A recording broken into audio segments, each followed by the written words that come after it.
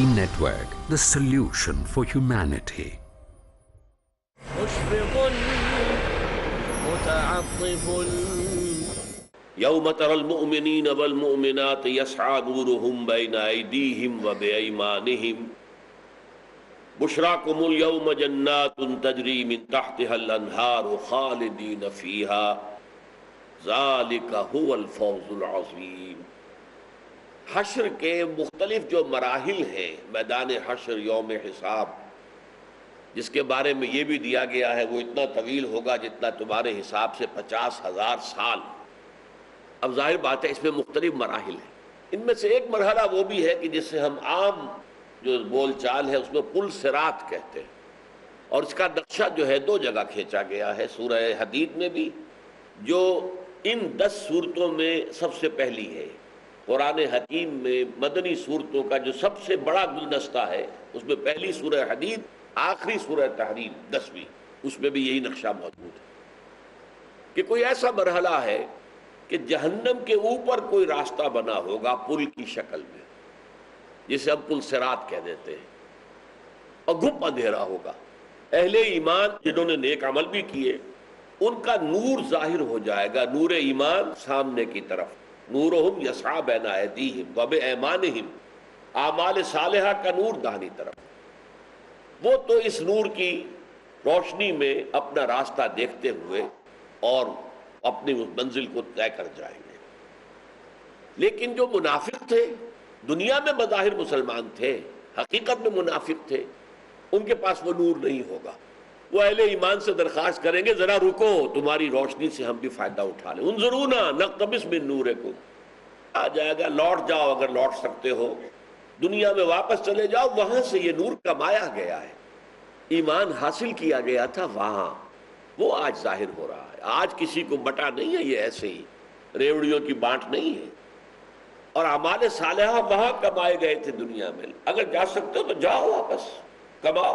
ظاہر بات ہے کہ اس کو کہتے ہیں تعلیق علی المحال، ایک ایسی چیز پر کسی چیز کو معلق کر دینا جو ناممکن ہے، واپس دنیا میں جانا ممکن نہیں، لہذا اب گویا کہ تمہارے لیے کوئی راستہ نہیں، تو وہ ٹھوکریں کھاتے ہوئے جہنم میں گر جائیں گے۔ اس کے بعد ایک فصیل حائل کر دی جائے گی، جو راستے سے گزر گئے پل سے، ان کے آگے وہ فصیل آ گئی، ان کے اور ان کے درمیان وہ جنت میں اللہ کی رحمتوں کی بارش شروع ہو جائے گی، اور یہاں عذاب خداوندی کا آغاز ہو جائے گا۔ اس وقت وہ پکار کر کہیں گے اہل ایمان سے، الم نکم معکم، کیا ہم تمہارے ساتھ نہ تھے دنیا میں؟ تمہارے ساتھ ہی ہم مسجدوں میں نمازیں پڑھتے تھے، حضور کی اقتداء میں ہم بھی امامت میں نمازیں ادا کرتے تھے، یہ آج تمہارے اور ہمارے درمیان اتنا بڑا فصل، اتنا بڑا اختلاف؟ ہم بھی کہتے تھے اشہد ان لا الہ الا اللہ واشہد ان محمد رسول اللہ، ہم قسمیں کھا کھا کر کہتے تھے کہ ہم اے محمد آپ کو اللہ کا رسول مانتے ہیں، جیسے کہ سورہ منافقون کی آیت پہلی ہے، اذا جاءک المنافقون قالوا نشہد انک لرسول اللہ واللہ یعلم انک لرسولہ واللہ یشہد ان المنافقین لکاذبون۔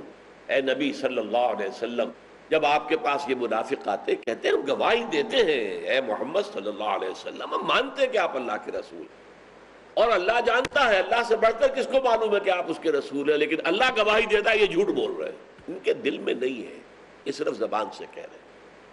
یہ وہ لوگ ہیں کہ جو اب علیحدہ کر دیے جائیں گے، وہ ہم پڑھ چکے ہیں پہلے، لیکن میں نے اس کا ایک حصہ جو ہے جو میرے نزدیک اس سورہ مبارکہ کی دوسری عظیم ترین آیت ہے۔ نفاق کیسے پیدا ہوتا ہے؟ نفاق 2 قسم کا، ایک شعوری اور ارادی نفاق۔ کوئی شخص بہت دھوکہ دینے کے لیے ایمان لائے، اسے معلوم ہے میں ایمان نہیں لایا، قسم نہیں لایا، میں تو دھوکہ دینے کے لیے مسلمان بنا ہوں۔ جیسے کہ یہودیوں نے، ان کی ایک جماعت نے طے کیا تھا صبح کے وقت ایمان کا اعلان کرو، شام کو مرتد ہو جاؤ، اور دن بھر حضور کی صحبت میں بھی رہو، تاکہ لوگ سوچیں گے یہ بڑے اچھے لوگ تھے، علماء تھے یہود کے، یہ آئے تھے، ایمان لائے تھے، پھر شام کو واپس چلے گئے، کیا ہوا؟ وہ کہیں گے جی ہم نے دیکھ لیا، دور کے ڈھول سوانے، قریب جا کر دیکھ لیا کچھ نہیں ہے محمد کے پاس صلی اللہ علیہ وسلم، تاکہ اس ذریعے سے کچھ نہ کچھ جو بیچارے اہل ایمان جو ہے کچھ ضعیف الایمان ہے، کچھ کمزور ایمان والے، وہ ڈگمگا جائیں گے کہ واقعی بھائی اتنے بڑے لوگ تھے، آئے تھے، اور ساری دن یہ بیٹھے رہے، حضور کی صحبت میں رہے، اور شام کو انہوں نے یہ کہا ہے تو یقیناً کوئی نہ کوئی گڑبڑ ہوگی. تو یہ ایک سازش تھی جس کا ذکر سورہ آل عمران کے اندر موجود تھا. اہل ایمان جس چیز پر ایمان لائے ہیں یعنی قرآن، صبح کے وقت اس پر ایمان لاؤ، شام کو کافر ہو جاؤ. تو ظاہر بات ہے کہ یہ ہے شعوری اور بالارادہ نفاق ارادے کے ساتھ. ایک ہے غیر شعوری نفاق جس میں منافق اپنے آپ کو منافق سمجھتا ہی نہیں. وہ منافق جو ہے وہ کیسے شروع ہوتا ہے اس کے ہم نے اس سے پہلے پڑھ چکے ہیں ہم سورہ منافقون، کہ اس کا اصل تعلق کیا ہے؟ جہاد سے. جہاد بالمال، جہاد بالنفس. جب کہا جاتا تھا لاؤ اللہ کی راہ میں کچھ نکالو، اب ان کی جان پر بن جاتی تھی، اس لیے کہ ضعیف الایمان تھے. وہ ایمان لائے تو تھے لیکن سنجیدگی سے نہیں، ایسے ہی لے آئے تھے. پورا قبیلہ مسلمان ہو رہا ہے، چلو تم بھی ہو جاؤ. لیکن یہ کہ وہ ایمان دلوں میں راسخ تو نہیں ہوا تھا. قالت الاعراب آمنا قل لم تؤمنوا ولكن قولوا اسلمنا ولما يدخل الايمان في قلوبكم. تو اب ایسے لوگوں کے لیے یہ مال کا تقاضا، انفقوا فی سبیل اللہ یا جاہدوا فی سبیل اللہ، یہ ان کی جان پر بن جاتی تھی. جب تک تو صورت یہ رہی کہ اگر کوئی کمی ہوئی، مان لیا ہم سے خطا ہوئی ہے، حضور ہمیں معاف کروا دیجئے، آپ بھی معاف کر دیجئے اور اللہ سے بھی استغفار کیجئے ہمارے لیے. تب تک تو ہم کہیں گے ضعف ایمان. اس سے آگے بڑھ کر جھوٹے بہانے بنانے شروع کیے تو اب نفاق شروع ہو گیا. اس سے آگے بڑھ کر جھوٹی قسمیں کھانی شروع، خدا کی قسم میں جو کہہ رہا ہوں میری بیوی جو ہے وہ تو بالکل مرنے کے قریب ہے، میں نہیں جا سکتا، جہاد پر نہیں جا سکتا، کوئی پیچھے دیکھنے والا نہیں، واللہ واللہ. اب جو جھوٹی قسمیں کھائیں گے تو نفاق دوسری سٹیج پر پہنچ گیا. اور اس کے بعد ان کے اندر دشمنی پیدا ہو جاتی تھی وہ مخلص اہل ایمان سے. یہ پاگل ہے، بے وقوف ہے، یہ کیا فینیٹکس ہے، انہیں کچھ جو ہے آگے پیچھے کی فکر نہیں، دائیں بائیں کا خیال نہیں، اور جیسے ہی کہتے ہیں نکلو نکل پڑتے ہیں. ان سے دشمنی پیدا ہو جاتی تھی، اور خاص طور پر دشمنی اللہ کے رسول سے کہ انہوں نے ہمیں بڑی مصیبت میں ڈال دیا ہے. اب یہ بات اچھی طرح سمجھ، جب اس سٹیج پر پہنچ گیا نفاق تو اب گویا کہ لا علاج ہو گیا. لیکن یہ کہ پہلے سٹیج کو کہا گیا مرض. سورہ بقرہ میں جو الفاظ آئے فی قلوبہم مرض فزادہم اللہ مرضا، ان کے دلوں میں ایک روگ ہے تو اللہ نے ان کے روگ کو بڑھا دیا ہے. وہ بڑھتا جاتا ہے، first stage, second stage, T B first stage, second stage, third stage پر آ کر لا علاج ہو جاتی تھی. اب تو پھر بھی خیر علاج ہے، لیکن نفاق بھی پہلی سٹیج پر دوسری سٹیج پر ہے تو علاج کے قابل ہے، لیکن تھرڈ سٹیج میں داخل ہو کر لا علاج. اب اس کے ضمن میں آپ سے عرض کر دوں کہ وہ یہ سمجھتے تھے کہ اصل میں ہم مصلح ہیں اور یہ مسلمان مفسد ہیں. دیکھیے ان کی بات آج سمجھیے، میں سمجھانا چاہتا ہوں آپ. وہ کہتے تھے بھائی دعوت دو، تبلیغ کرو، نصیحت کرو، اس سے لوگوں کو ایمان کی دعوت دو. یہ کیا کیا محمد صلی اللہ علیہ وسلم نے؟ چھیڑ چھاڑ شروع کر دی قریش سے، ان کے قافلوں کا پیچھا کر رہے، ان کی طرف جو ہے مہمات بھیج رہے ہیں. یہ تو چھیڑ چھاڑ شروع کر دی. آپ شیر کے ساتھ چھیڑ چھاڑ کر رہے ہیں، پاگل ہو گئے، دماغ خراب ہوا ہے. لہذا ہم چاہتے ہیں کہ ایسا نہ کیا جائے. یہ خام خواہ جو مرحلہ نیا تم نے شروع کر دیا ہے، اس کی بجائے خیر سے، راستے سے، سمجھانے سے، تعلیم سے، تبلیغ سے لوگوں کو بدلو. اس اعتبار سے جب ان سے کہا گیا وَإِذَا قِيلَ لَهُمْ لَا تُفْسِدُوا فِي الْأَرْضِ قَالُوا إِنَّمَا نَحْنُ مُصْلِحُونَ، جب اہل ایمان ان سے کہتے تھے کہ فساد مت مچاؤ، وہ کون سا فساد تھا؟ مسلمانوں کی جمعیت میں رکھنا پیدا کرنا، یہ فساد تھا.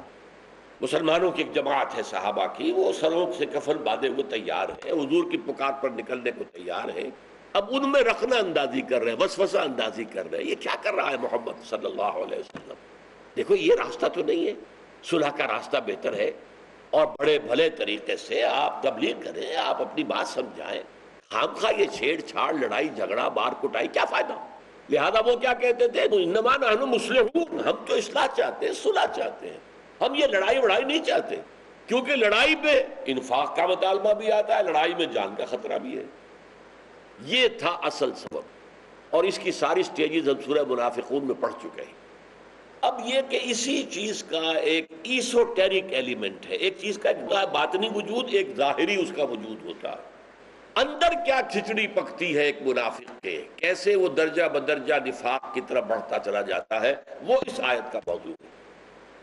کہ وہ اہل ایمان یہ کہیں گے ٹھیک ہے تم ہمارے ساتھ تھے، قالوا بلا، وَلَكِنَّكُمْ فَتَنْتُمْ أَنفُسَكُمْ، نمبر 1 تم نے اپنے آپ کو فتنوں میں ڈالا، وَتَرَبَّصْتُمْ پھر گو مگو میں مبتلا ہو گئے، وَارْتَبْتُمْ پھر تمہارے اندر شکوک و شبہات پیدا ہو گئے، وَغَرَّتْكُمُ الْأَمَانِيُّ اور تمہیں من گھڑت خیالات نے خوب دھوکہ دیا۔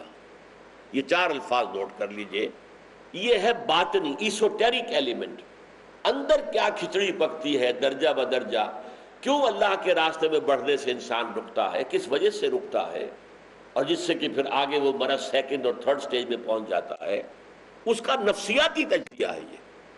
وَلَكِنَّكُمْ فَتَنْتُمْ أَنفُسَكُمْ تم نے اپنے آپ کو فتنوں میں ڈالا۔ کیا مطلب؟ کوئی شخص اپنے آپ کو جان بوجھ کر فتنے میں تو نہیں ڈالتا، مراد کیا ہے؟ مشفق متعطف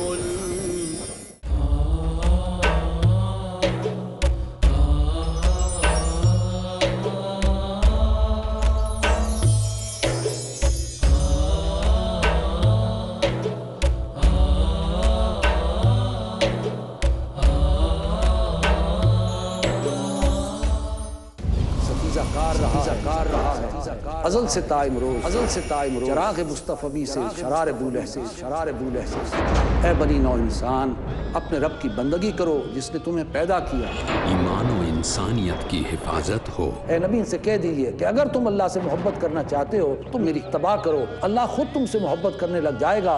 کفر و شرک کی مخالفت ہو۔ اللہ کے سوا کسی کی بندگی نہیں کریں گے اور اللہ کے سوا کسی کو رب نہیں بنائیں گے، بدکاریوں کی مذمت ہو، تاکہ تم افراط اور تفرید کے دھکوں سے بچ سکو۔ ڈاکٹر محمد طاہر کھٹوانی۔ اے قرآن والو، قرآن کو تکیہ نہ بنا لینا، جو میری ہدایت کی پیروی کرے گا وہ تو یقیناً کامیاب ہوگا۔ دیجئے اپنے ہر قول و عمل سے مومن ہونے کی پہچان، رب کا فرمان، آج شام 6:30 بجے اور دوبارہ صبح 9:30 بجے انڈیا میں پیس ٹی وی اردو پر۔ Say indeed my prayer, my sacrifice, my life and my death are all for Allah, sustainer of the world. الدائی dynamic I challenge any human being to point out a single fundamental of Islam in youthful quest, which is against humanity as a whole. iconic, inspiring, encouraging, Don't judge Islam based on the following. Fariq Naik, Judge Islam based on the authentic sources, that's the glorious Quran and the authentic Hadith. son of the world-famous orator on Islam and comparative religion, Dr. Zakir Naik. Allah subhanahu wa ta'ala is giving us an opportunity to do a prophet job and to earn a prophet's reward. A star above par in Teens Star. آج رات 8 بجے اور دوبارہ صبح 10 بجے India میں Peace T V Urdu پر۔ جھوٹ کا اندھیرا کتنا ہی گہرا کیوں نہ ہو، سچائی کی ایک کرن اسے مٹا دینے کے لیے کافی ہے۔ ہر پہلو، ہر نظریہ، ہر نقطہ سچ کا، ہر دم، ہر پل، ہر لمحہ سچ کو پیش کرنے کی جستجو۔ آئیے میرے ساتھ اور حق کو جانیے۔ عالم انسانیت کے لیے سچائی کی روشنی۔ ڈاکٹر ذاکر نائک پیش کریں گے اظہار حق۔ اگلا پروگرام پیس ٹی وی اردو پر۔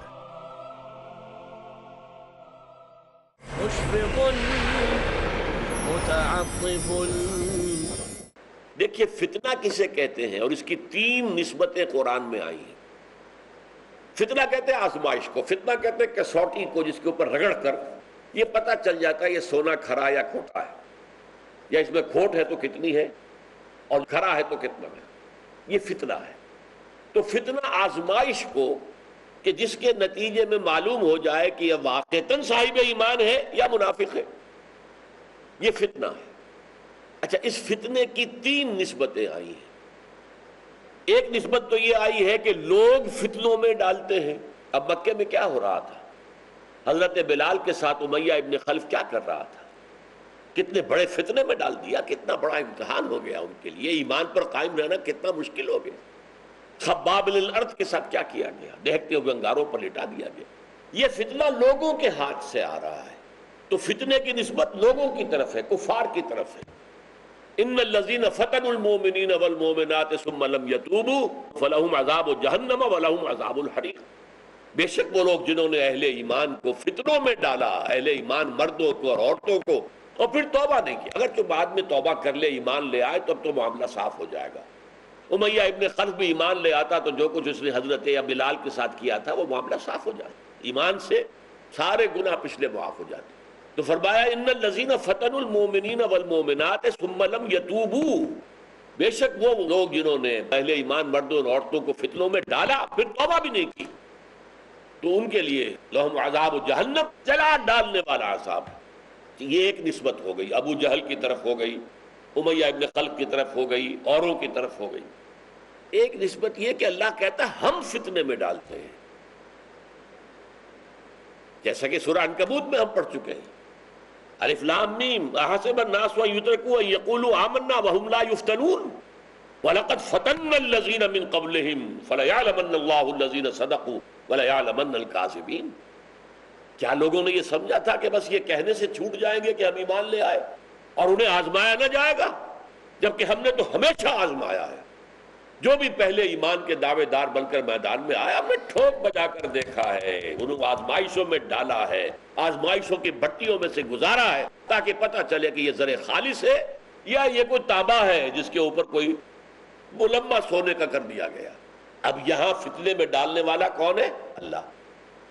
فتنے میں ڈالنے والے کفار، ان الذین فتنوا المؤمنین والمؤمنات، اور وَلَقَدْ فَتَنَّا الَّذِينَ. ظاہر بات ہے کہ ابو جہل کا ہاتھ نہ اٹھ سکتا اگر اللہ کا اذن نہ ہوتا. وہ کیسے برچھا مارتا حضرت سمیہ کی شرمگاہ کے اندر اگر اللہ فوراً ہاتھ کے اوپر فالج ڈال دیتا؟ نہیں کر سکتا تھا. اللہ کے اذن سے ہو رہا تھا، لہذا اللہ نے اپنی طرف منسوخ کیا. یہ ہماری آزمائش ہے جو ابو جہل کے ہاتھوں آ رہی ہے، یہ ہماری آزمائش ہے جو امیہ ابن خلف کے ہاتھوں بلال پر آ رہی. اچھا، تیسری نسبت کیا ہے؟ یہ وہ یہاں پڑھ رہے، تم نے خود اپنے آپ کو فتنے میں ڈالا. اصل فتنہ کیا ہے؟ اولاد اور مال. اس اولاد اور مال کی محبت کو ایک حد سے نیچے نیچے رکھو گے تو کوئی حرج نہیں. اگر یہ ایک حد سے اوپر آ گئی تو گویا کہ تم نے اپنے آپ کو فتنوں میں ڈال دیا. فتنتم انفسکم، یہ تم نے اپنے آپ کو فتنوں کے اندر مبتلا کیا ہے، تم نے اپنے آپ کو فتنے میں ڈالا ہے. یہی بات جو ہے سورہ توبہ کی آیت نمبر 24 میں آئی. اے نبی ان سے کہہ دیجیے اگر تمہیں اپنے باپ، اپنے بیٹے، اپنے بھائی، اپنی بیویاں یا بیویوں کے لیے شوہر اور اپنے رشتہ دار اور اپنے مال جو جمع کیے ہیں اور اپنے وہ بلڈنگیں جو بڑی شاندار بنائی ہیں اور بہت ہی محبوب ہیں اور اپنے وہ تجارت جس کو بڑی محنت سے جمایا ہے اور اس کے کساد کا خطرہ رہتا ہے، اگر یہ 8 چیزیں محبوب تر ہیں اللہ سے اور اس کے رسول سے اور اللہ کی راہ میں جہاد کی محبت سے، تو جاؤ دفع ہو جاؤ. فتربصوا، یہ نفلوس کا تربص کا لفظ آیا ہے. اس پوری لمبی آیت میں آخر میں کیا آیا؟ فتربصوا، جاؤ بیٹھ جاؤ، انتظار کرو، حتی یاتی اللہ بامرہ، یہاں تک کہ اللہ اپنا فیصلہ سنا دے. یہ ہے وہ اندرونی کیفیت، یہ ہے کہ دل کے اندر اگر ان 8 چیزوں کی محبت بڑھ گئی ہے، اللہ کی محبت سے، اللہ کے رسول کی محبت سے، اللہ کی راہ میں جہاد کی محبت سے، تو جاؤ دفع ہو جاؤ. یہاں بھی اگلا لفظ کیا آ رہا ہے؟ وَلَكِنَّكُمْ فَتَنْتُمْ أَنفُسَكُمْ وَتَرَبَّصْتُمْ. تم نے اپنے آپ کو اپنے ہاتھ سے فتنوں میں ڈالا، یعنی تم نے اپنے دلوں میں مال اور اولاد کی محبت کو ایک حد سے آگے بڑھنے دیا. تم نے کیا، یہ تمہارا اختیار تھا، اس میں تمہارا معاملہ ہے، تم ذمہ دار ہو. فتربصتم، تو اس کے نتیجے میں تم گو مگو میں مبتلا ہو، جائیں نہ جائیں، بڑھوں نہ بڑھوں، کیا کروں؟ پکار تو آ گئی ہے، اب میں دعویٰ بھی کر بیٹھا ہوں کہ محمد اللہ کے رسول ہیں، لوگ کیا کہیں گے؟ یہ کیوں بیٹھا رہ گیا؟ اب یہ ہے تربص. اسی کا نام ہے تردد، مترددین. اسی کا نام ہے تذبذب، مذبذبین بین ذالک.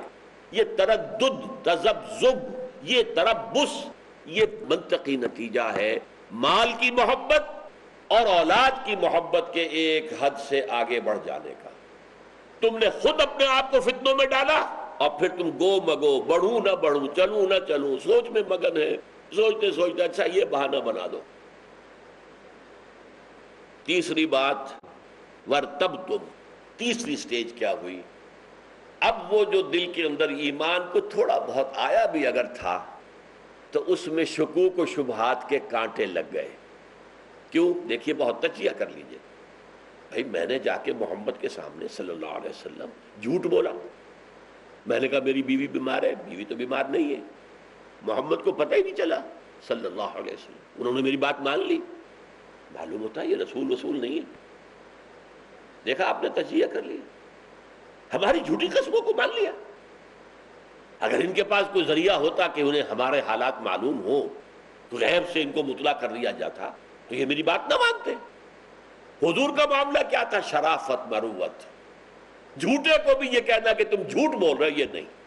کیا کسی کا جھوٹ آپ کی نگاہ سے اور آپ کے علم سے جو ہے وہ چھپ کر جا سکتا تھا؟ لیکن نہیں, آپ نے مان لیا. ادھر اس کا الٹا نتیجہ نکلا, لو جی میں تو چھوٹ کے آ گیا جھوٹ بول کر, جھوٹی قسم کھا لی.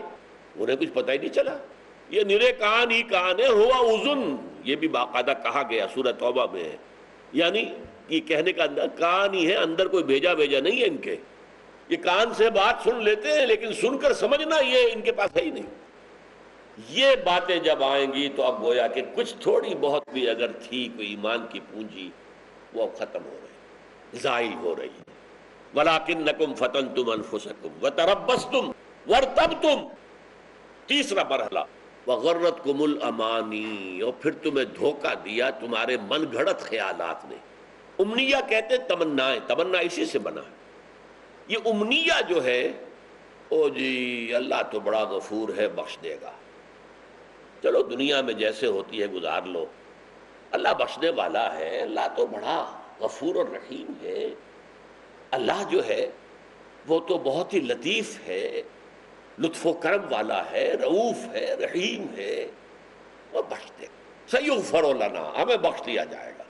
یہ آخری بات ہوتی ہے کہ اس نے آ کر جو ہے مہر لگا دی. اب اس کے بعد واپس آنے کا سوال ہی نہیں. جب تک گلٹی کانشنس ہوگا کچھ امکان ہوتا ہے میں نے غلطی کی ہے تو امکان ہے کہ پیچھے پھروں. جب یہ آ گیا نہیں کوئی بات نہیں جی, اللہ بخشنے والا ہے, بخشن ہار ہے, رؤوف ہے, رحیم ہے, وہ تو غفور ہے, غفار ہے, ستار ہے, تو یہ ساری چیزیں ہیں. اب تو بخش دیا جائے گا. وَغَرَّتْكُمُ الْأَمَانِي حَتَّى جَاءَ أَمْرُ اللَّهِ, یہاں تک کہ اللہ کا فیصلہ آ گیا. یہ ہے اصل میں وہ اندر جو کچھ کھچڑی پکتی ہے. وَغَرَّكُمْ بِاللَّهِ الْغَرُورُ, اور تمہیں خوب دھوکہ دیا اللہ کے نام پر اس دھوکے باز نے. یہ غین زبر کے ساتھ آ رہا ہے, غرور. یہ فعول کے وزن پر ہے, اس میں مبالغہ. بہت دھوکے باز یعنی شیطان. یہ تمہیں تھپکیاں شیطان دیتا ہے. اللہ غفور ہے, اللہ رحیم ہے. وغرکم باللہ, اللہ پر دھوکہ دیا, اللہ کے نام پر دھوکہ دیا, اللہ کی شان غفاری اور ستاری کے حوالے سے دھوکہ دیا. یہ دھوکہ دینے والا سب سے بڑا دھوکہ دینے والا ہے. وغرکم باللہ الغرور فالیوم لا یؤخذ منکم فدیۃ, یہ ہم پڑھ چکے ہیں. تو ٹھیک ہے تم دنیا میں ہمارے ساتھ تھے, آج جو ہے دودھ کا دودھ پانی کا پانی علیحدہ ہو گیا. اب آج نہ تم سے کوئی فدیہ قبول کیا جائے گا نہ کافروں سے.